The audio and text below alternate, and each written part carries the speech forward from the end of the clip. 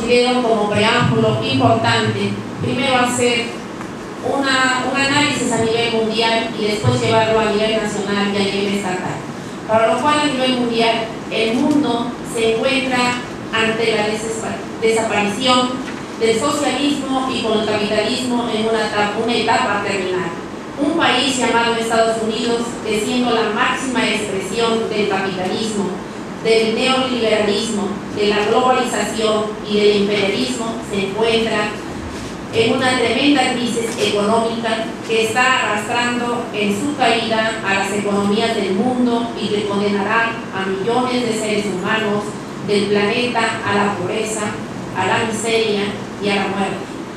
Un país gobernado durante 8 años por un gobernante psicótico que invadió 2 países para adueñarse de su territorio, de un gas y de su petróleo, pero se encontró con una férrea resistencia que lo tiene empantanado en Afganistán y en Irak, y que pusieron a los estadounidenses en la disyuntiva de elegir como nuevo presidente al sucesor de Bush, a Obama, un hombre descendiente de esclavos, al ganar las elecciones para gobernar un país que es centro mundial del racismo.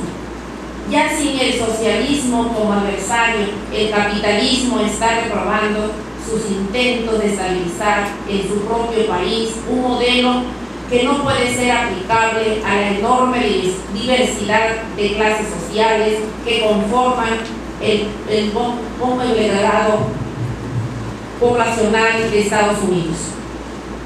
A nivel internacional, en América Latina, los pueblos se han rebelado contra el imperialismo y con el voto como fusil han sacado a los gatos del imperialismo de los puestos del poder y han puesto a hombres y mujeres con un alto grado de patriotismo, quienes han elaborado políticas en beneficio de los pueblos, de los pobres, no de las transnacionales como ocurre en México, Cuba, Venezuela, Bolivia, Nicaragua, Argentina, Brasil y otros países del continente. Son ejemplos vivos del imperialismo y el neoliberalismo.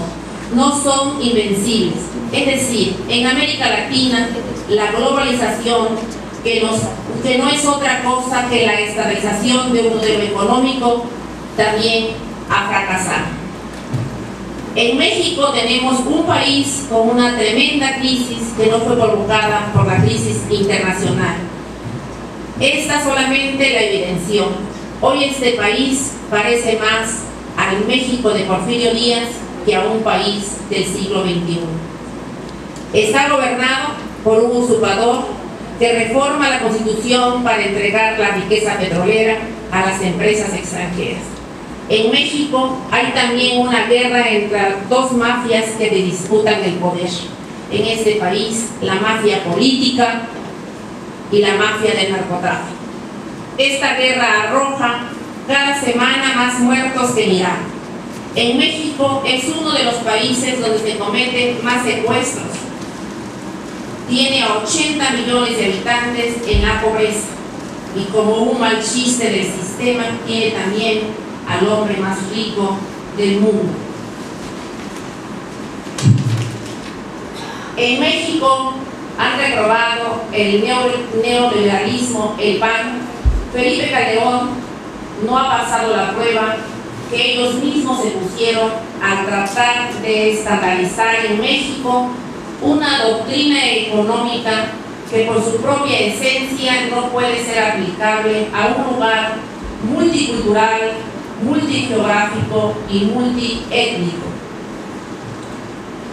Y por si eso fuera poco, en el estado de Morelos, al igual que en el país, desgobierna desde hace 8 años el PAN, un partido que fue conformado por la jerarquía católica, por la clase empresarial y por los altos mandos militares, quienes se unieron para oponerse a las políticas sociales de las autoridades. Quien, entre otras acciones de patriotismo, impulsó la educación rural, impartió y repartió tierras entre los campesinos y realizó la explotación petrolera. el PAN en Morelos ha dado muestra de su enorme incapacidad para gobernar. El primer gobernador panista en Morelos fue destituido por el Congreso local y sostenido en el cargo por su contubernio entre la presidencia panista de México y la Suprema Corte de Justicia. El segundo gobernante panista en el estado, el actual gobernador, se ha dedicado a salvaguardar los intereses de la clase empresarial y ha evidenciado que no es más que un títere de Ballester Gordillo, y que quien manda en Morelos no es él, sino ella. Que durante la lucha del movimiento magisterial en Morelos se ha dedicado a enfrentar a la población, a enfrentar a los padres de familia con los maestros y a mandar a los granaderos y al ejército contra aquellos pueblos que han apoyado a los maestros, quienes luchan por defender la gratuidad de la educación, que es una conquista del pueblo de México y no una dádiva del pueblo gobernante. Este año, con la fuerza del voto, el pueblo y el magisterio de Morelos tienen la oportunidad de sacar del poder a estos panistas, hijos de Porfirio Díaz, que se han dedicado a gastar millones y millones de pesos en la televisión, en la prensa y la radio para ocultar las protestas sociales y para promoverse una imagen de hipócritas que ya no engañan a nadie y que día con día provocan más indignación por la injusticia de los maestros que hoy se encuentran cesados, al igual que algunos pobladores que de manera genuina y auténtica apoyaron a sus maestros y que hoy, no bastando la rescisión administrativa, se giran también órdenes de aprehensión por la vía federal. Pero a pesar de todo esto, el estándar del panismo ha fracasado en México y en Morelos. Los panistas han reprobado principalmente en honestidad, capacidad e inteligencia. Y por supuesto, son altas las calificaciones en mentiras, hipocresías, soberbias, corrupción y represión. Como podemos ver, los modelos estandarizados del neoliberalismo fracasaron en el ámbito político y social, fracasaron también en el campo educativo, y es que es una tontería, por decirlo de la manera más decente,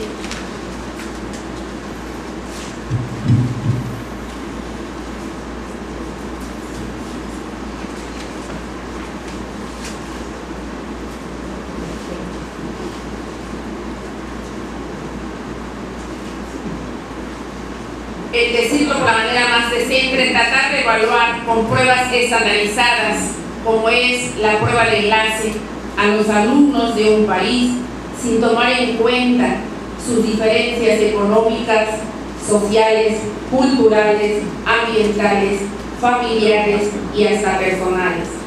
Y es que esta prueba de enlace trata a los alumnos y maestros como objetos a los que hay que aprobar o reprobar. Pero ¿qué podríamos esperar de esta prueba, producto del neoliberalismo, que ve a los seres humanos como objetos de compra y venta, y no como seres que sienten, piensan, analizan y proponen y hasta contradicen? Por todo lo anterior expresado,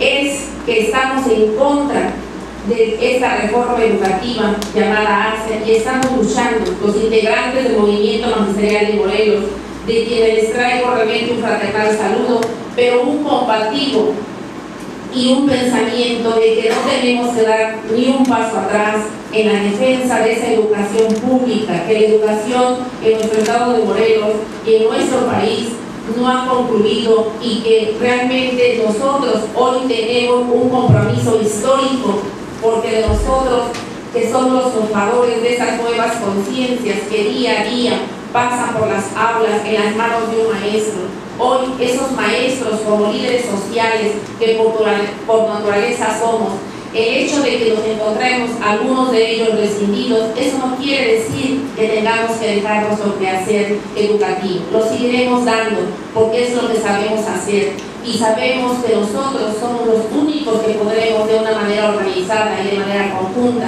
con la propia sociedad generar los cambios y decidir realmente qué es lo que queremos para nosotros y para los hijos de nuestros hijos.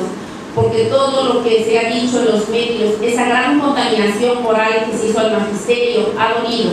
Pero ha dolido y ha servido porque el magisterio tiene memoria y eso se tendrá que demostrar en la vía de los hechos. Todo esto que les he expresado, por todo esto estamos luchando los integrantes del movimiento magisterial de base, a pesar de toda la demostración de las cúpulas sindical y de la cúpula de la propia Secretaría de Educación Pública, de que realmente nosotros estamos convencidos de que tenemos que dar la batalla y la tendremos que dar. ¿Por qué? Porque la educación no es para unos cuantos ni privilegios nada más para los que puedan tener la función económica.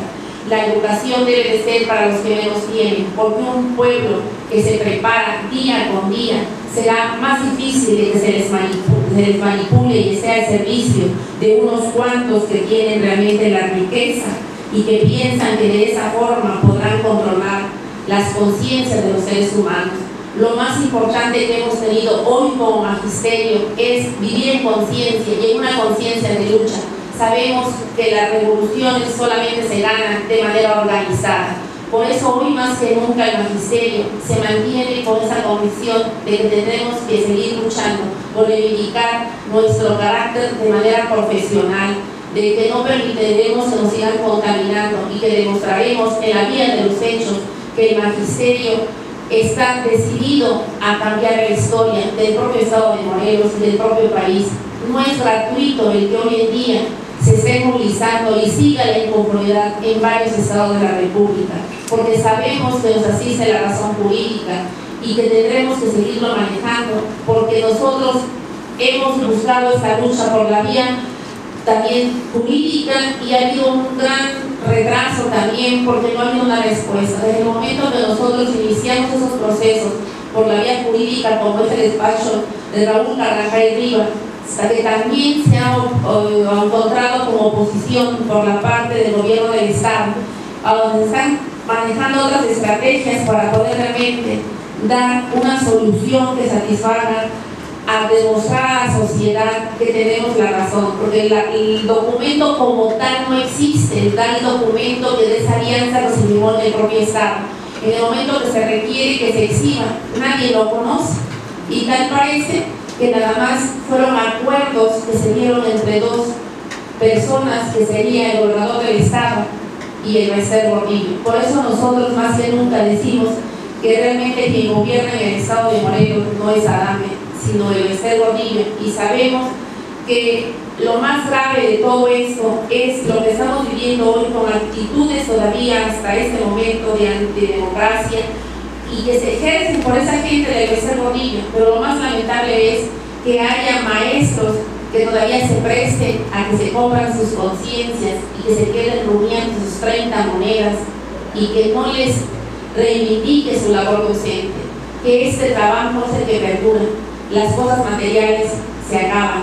Entonces nosotros decimos que lo terrible de esto es que la globalización, los problemas que se tienen es como el efecto de los globos porque se revientan y hasta ahí queda la esencia entonces del ser humano y de qué estamos nosotros dispuestos a contribuir para generar esos cambios. Yo considero que del momento de que haya esa parte de la sociedad a donde esté preocupado por hacer ese tipo de foros, a donde podamos vertir nuestras realidades y nuestras verdades de las acciones, es la única manera en que podemos nosotros con esa parte intelectual de esa sociedad generar esos cambios. Les agradezco mucho su atención. Muchas gracias.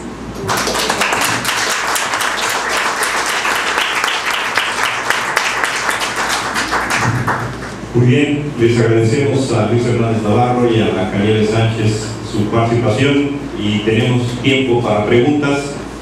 Me había olvidado yo de mencionar que por favor pasáramos algunas tarjetas. Ya Ya tenemos aquí algunas preguntas, estoy recibiéndolas y hay unas preguntas y en atención al tiempo de Luis, que tiene que ver con la Ciudad de México. Voy a permitirme leérselas en primer lugar a él.